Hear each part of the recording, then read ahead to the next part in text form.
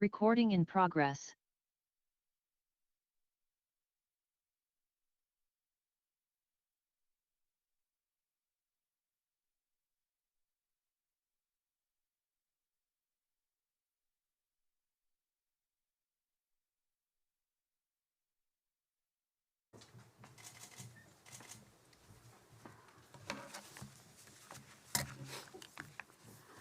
Bonjour tout le monde. Ce n'est pas trop tard. Bonne année. This is our first press conference of 2023 here on Parliament Hill. My name is Elizabeth May. I'm the Member of Parliament for Saanich Gulf Islands and leader of the Green Party of Canada. Je suis fière et très heureuse d'avoir avec moi mes collègues, Monsieur Mike Morris, député de Kitchener Centre, et aussi Jonathan Pedneau, maintenant le chef adjoint du Parti vert du Canada.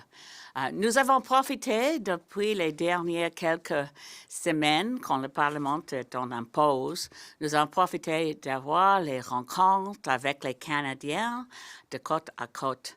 I held community meetings in 8 parts of my small riding. It actually does take a long time to get across my riding, mostly by ferries, and all the way to Newfoundland and Labrador, where my colleague Jonathan Pedneau held a number of meetings with key folks across Newfoundland and Labrador. We then did a tour together for Nova Scotia, Prince Edward Island, New Brunswick, and of course both Mike and Jonathan have spent a lot of time in Quebec lately. The observation that I want to bring to the work that we jointly do on Parliament Hill is that in listening to Canadians, concerns, whether from Vancouver Island or Prince Edward Island, are remarkably similar.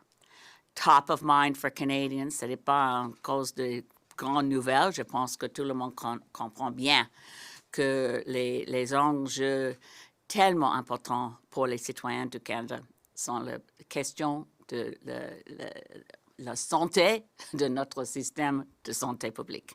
We have a lot of concerns right across the country about our healthcare system, concerns about affordability, particularly the cost of housing and the availability of housing.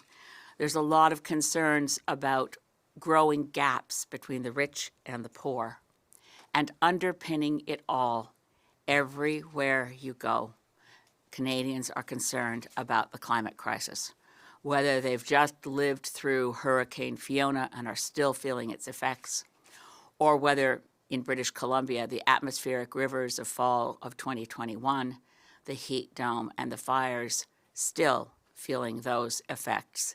And Canadians from coast to coast want to know that their governments are serious, understand the scale of the problems, and will put aside petty politics and bumper sticker solutions in order to prepare for storms that are coming, whether economic or driven and fueled by our addiction to fossil fuels. I'm going to turn to Mike Morris for his comments, and Jonathan Pedneau will follow up, and then we'll be available for your questions. Mike. Thank you so much, Elizabeth, and thank you all for joining us this morning. It's lovely to see you. Thank you for being with us both here in person and online. For my part, as the cost of living increases, my focus will be continuing to be to get support for those in my community in Waterloo Region and in Kitchener and across the country for those who need it most. That starts with persons with disabilities across the country who continue to disproportionately live in poverty. And while we've made progress, and I'm proud of the progress made, both to improve Bill C-22 and to move it forward more quickly to get support to Canadians with disabilities, the fact is that today nothing has changed until the federal government funds the Canada Disability Benefit and begins to deliver it in concert with provinces and territories across the country. And so that effort will continue to see that legislation not only pass in the House and in the Senate, but to get funds delivered as early as budget 2023. Secondly, to ensure that we address the mental health crisis that we continue to be in and provide supports for those who need it most. The governing party has promised the Canada Mental Health Transfer of $4.5 billion. As of my last question to the PM before the holiday break, we've seen no commitment yet to follow through on that, and we'll continue to apply pressure to work with all parliamentarians who are similarly interested in seeing mental health supports being provided in communities across the country. And of course, to those struggling with the increased unaffordability of housing and the housing crisis that we're in, recognizing that homes need to be places for people to live first and foremost, and not commodities for investors to trade. We need to address the financialization of housing and to propose reasonable solutions to do so. I'll continue to be putting forward solutions along the lines of Motion 71 to ensure that we, in this case, address a tax loophole of one type of corporate investor, real estate investment trusts, and get those funds delivered to affordable housing providers who need it the most. And without a doubt, as Elizabeth has shared already, in the midst of a climate crisis, that we continue to subsidize the very sector most responsible for the crisis that we're in. We could be using those funds to deliver the affordability supports that people need now when they need it most. Thank you all again for being here. I'll pass it to our Deputy Leader, Jonathan Pedneau, to close. Thank you, everyone, for being here. Thank you, Mike. Thank you, Elizabeth. As you can hear, as you can see, Elizabeth and I have spent quite a bit of time on the road, so has Mike, and throughout this country we've heard from Canadians that they feel pain, that they feel anger, and they feel that in their guts every single day, because we live in painful times, in uncertain times, times of crises. Elizabeth and Mike have both named a few of them: a healthcare crisis, an inflation crisis, a housing crisis, an opioid crisis, not to mention, of course, the climate emergency. So in 7 years, we went from the sunny ways to Canada is broken. But both statements are ludicrous. I want to be clear here. Canada is resilient. Canada is not broken. Our politics are. And this is why we have the Green Party. The Green Party is working hard day in and day out to represent Canadians, to listen to their concerns. The things we heard in Newfoundland, the things we heard in Nova Scotia, in the Maritimes, in Ontario. Mike, you were also in the Northwest Territories, highlight very much the state of despair that Canadians feel when it comes to our politics, and we are here to provide an alternative. For many years, we've been fighting for a guaranteed livable income, for concrete solutions to the climate emergency, for a just transition and for a reduction of inequalities. And I look forward to supporting Mike and Elizabeth here as they engage in their parliamentary work. Ça fait déjà plusieurs années que Mike et Elizabeth travaillent durement pour défendre les intérêts des Canadiens. On les a rencontrés, les Canadiens, sur la route à Terre-Neuve, dans les Maritimes. On a entendu partout des histoires similaires, de la colère, de la colère, de la douleur par rapport à la crise des soins de santé, par rapport à la crise du logement. On a des solutions concrètes qu'on est en train d'amener au Parlement. Mike et Elizabeth font un travail extraordinaire pour représenter leur communauté, mais aussi les intérêts de tous les Canadiens. Puis on va continuer à rencontrer les Canadiens partout à travers le pays dans les prochains mois pour vraiment rapporter leur voix au Parlement. C'est ça que le Parti vert fait. C'est ça que le Parti vert souhaite continuer à faire dans les prochains mois. Merci. Je vais ajouter quelques mots seulement pour réfléchir que nous sommes ici sur le territoire autochtone des peuples algonquins. We're here on the lands of the Algonquin Nation, and that I want to emphasize that the work of COP15, which happened just before the parliamentary break, also underscored globally the critical role of Indigenous sovereignty over lands in the goals of the Kunming Montreal Global Biodiversity Framework. Impressive achievements, but like our climate promises, not subject to enforcement provisions. So we will continue to work to get Canada to live up to our global promises in solidarity with Indigenous peoples in Canada and globally. Et avec ça, merci. Megwitch, nous sommes disponibles pour les questions en anglais ou en français.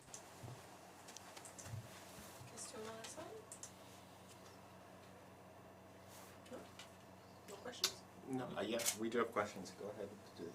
Okay, I can go if you want. Just simply, Maybe Jonathan, can you tell us how soon will you look to seek a seat in Parliament here, and can you just elaborate on how you will look to support these two as they're sitting in the House? Thanks for the question. For the time being, my focus is on Canadians, on rebuilding our party. I will be traveling throughout the country over the next many months, supporting our members throughout the country to make sure that we have a resilient infrastructure in place in time for the general election. I will not seek a seat before the general election, and when that election is called, I will be running in Quebec, as I've said repeatedly. Can I ask a question about the war in Ukraine? We've seen the evolution of the Liberals' policy when it comes to lethal aid evolve. We've also seen certainly the NDP move on this. Has the Green Party of Canada's policy in any way changed when it comes to supporting lethal aid, supporting maybe, sending 4 tanks, maybe even fighter jets? Thanks, David. I'll take the question very briefly. The Green Party understands the complexity of the situation in Ukraine. I was myself in Ukraine during the first 10 days of the conflict, reported on human rights violations and violations of the laws of war by Russia. Russia has invaded illegally the territory of Ukraine in 2014 and has continued that invasion further and further since last year. It's crucial that Canada not only supports our Ukrainian colleagues and friends, but also seeks to develop strong diplomatic solutions to that crisis. We know that there is no end to this conflict through armed ways. It's crucial that Russia not only stops its invasion and stops any form of violations of the laws of war that is ongoing currently in Ukraine, and we believe that Canada needs to double down on the opening ways, diplomatic channels to try and seek a diplomatic solution. But do you support sending lethal weapons? Is that something that the Green Party now supports?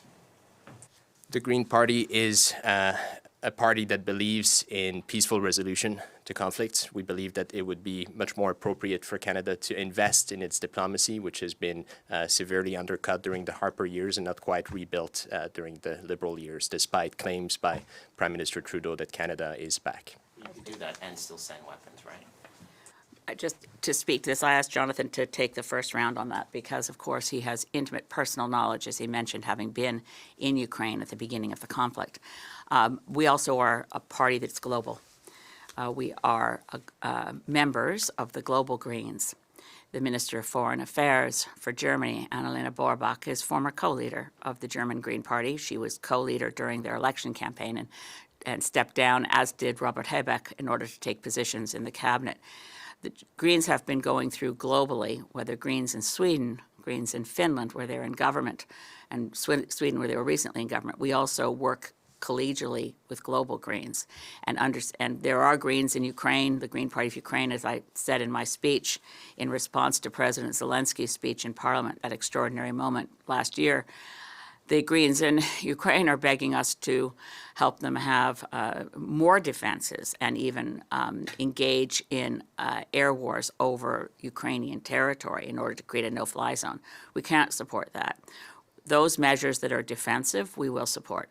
We have to stand in solidarity with the peoples of Ukraine, but also and we try to work in coalition with other countries where Greens are in government, and we consult frequently, and for that reason we're not opposing what our government has done thus far. But I can't underscore enough, there are opportunities, I believe, and Greens believe, for diplomatic solutions, particularly for a ceasefire, as soon as possible. And some of those are unexplored. I'll mention one, and it's a problematic political situation right now in Israel, for obvious reasons. But Israel is basically the only democracy ally in the industrialized world that has not done a single thing in terms of sanctions against Russia. Netanyahu is close to Putin.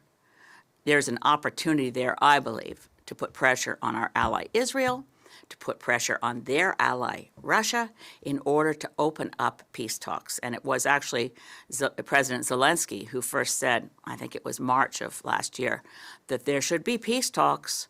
And he then called out to the previous Prime Minister of Israel to offer peace talks in Jerusalem as a way to see people brought to the table. I mean, Israel's historic connection to Putin is because Israel needs Putin's help to get the butcher of Baghdad, Bashar al-Assad's permission to have Israeli planes flying over Syrian airspace to bomb Hezbollah targets. That's why Israel's close to Putin. But there are a lot of Israeli-Russian joint citizens who fall into the category of oligarchs. Israel should step up in this situation. That's just one example. Where could we? In Green Party policy, where, you know, previously my understanding was that you opposed lethal aid, but it sounds like you support the measures taken Any by the measure that government is to- purely for in, defensive reasons. that's right, defensive efforts. But as Jonathan has said, we recognize and we Is want that to. a change? No, it's not a change. We're recognizing very clearly that in this context, this cannot be won militarily. We want a free, democratic, safe Ukraine. That means the war has to stop. We do not believe the war will come to an end through a military victory for either side. We think it's imperative that the killings stop, that the violations of human rights stop, and we think the effort should concentrate less on weapons and more on pushing for peace talks. I have more questions. I've Keep got one, going. David, I'm just hoping to, Yeah. can you state your position on MAID and whether or not you'll support the government's intention to delay the expansion of it? I should have mentioned one other thing on our military spending. We are absolutely opposed to buying F-35 fighter jets. And to the extent that the war in Ukraine has made Canadians think, oh, well, perhaps we now need to have more military muscle in our defense budget, those planes represent a massive miscalculation. They are and have been found time and time again to be the wrong plane for Canada's needs and also exorbitantly expensive. And within the U.S. Congress, you increasingly hear voices saying, don't put more money there. To your question on medical assistance in death, and I know that Mike and I've both spoken out on this, we do support an extension as required to ensure that what we're doing is consistent with the very best medical advice and the very best protection of the rights of people who are vulnerable. Do you want to add anything to that, Mike? I could just briefly. Yeah, really appreciate the question. And I spoke with the Minister of Justice as recently as yesterday about this to communicate the concerns with respect to expanding MAID more quickly than we seem to be expanding our social safety net, and the importance of prioritizing, for example, the Canada Disability Benefit, for example, mental health supports first and foremost, rather than the continued focus on continuing to expand MAID. Very much encouraged by the support across party lines and the commitment that the minister has made to bring forward legislation to delay the expansion of medical assistance in dying. Thank you. Can we talk about healthcare?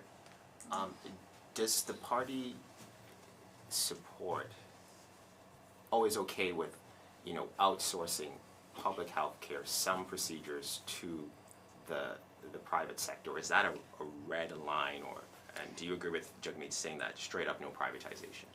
I didn't hear Jagmeet Singh say that, but I will reference my speech in the House yesterday on health care, in which I made it abundantly clear that our healthcare system must be protected.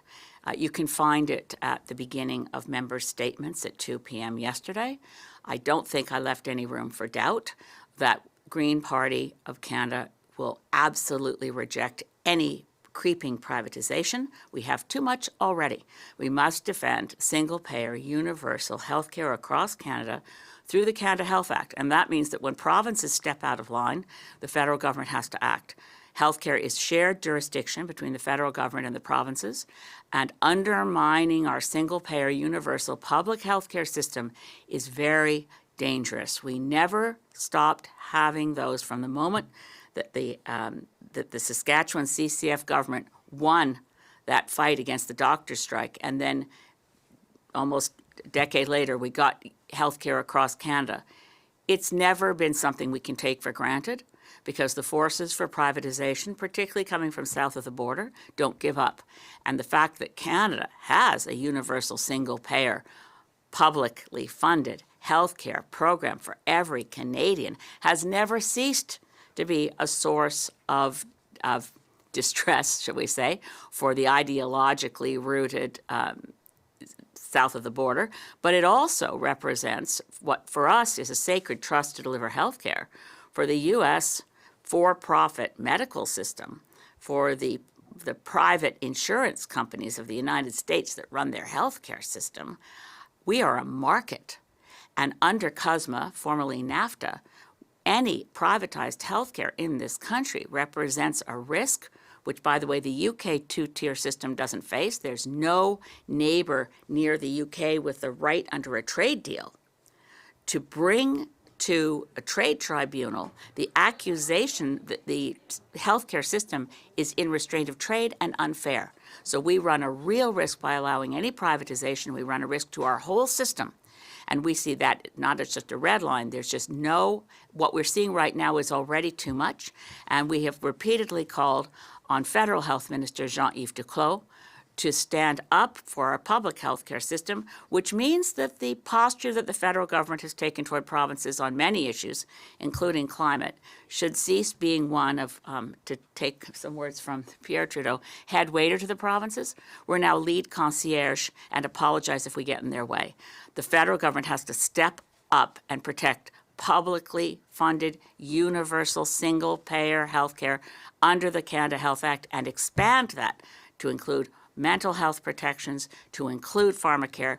The Greens will never give up on these key goals. And you support increasing the transfer to $28 billion annually? Not as a blank check, with clear metrics and deliverables, including focusing on how the healthcare systems are structured. I know we're running out of time, so I'll just throw out this one thought from one of the doctors in my riding. We need to pay attention to the bed-to-bureaucrat ratio. Throwing more money to the provinces has resulted in a proliferation of paperwork, layers and layers of management. It does not increase the health care delivery to individual Canadians. Any other questions? Finally, just the Ontario Green Party leader, Mike Schreiner, you've seen that he's being courted Yes. by the Ontario Liberals. I'm wondering if you have ever been courted, Madam May, by any of the other parties? Of course. The Liberals? Of course. What advice are you offering to him? Because you've been in that position. I've been in a position, I won't even bother mentioning what prominent Liberal promised me a cabinet seat if I would leave the Greens. Well, I'm not going to. I made it very clear over and over again to many parties that I was not interested in leaving the Green Party. This is the only party that represents my values. It's the only party that understands the climate crisis. It's the only party that speaks honestly to the threats we face and does so fearlessly. I will say that my advice to Mike Schreiner, Mike and I are very good friends, and sort of like, it seems that we can't have reporters who aren't named David. We can't have great Greens who aren't named Mike. And Mike Schreiner and I share the same birthday. I don't give advice to Mike. He knows I love him. He knows he should take the time it takes, and he knows he needs to make the right decision and have a larger caucus of Green Party members in Queen's Park because Ontario needs him to fight what Ford is doing to the Greenbelt, to fight for real climate action, to fight against what the Liberals think is adequate climate policy, which is, as Antonio Guterres says, the road to climate hell, foot on the accelerator. That's not Mike's party. That's not my party. Thank you. Merci beaucoup. Thank you.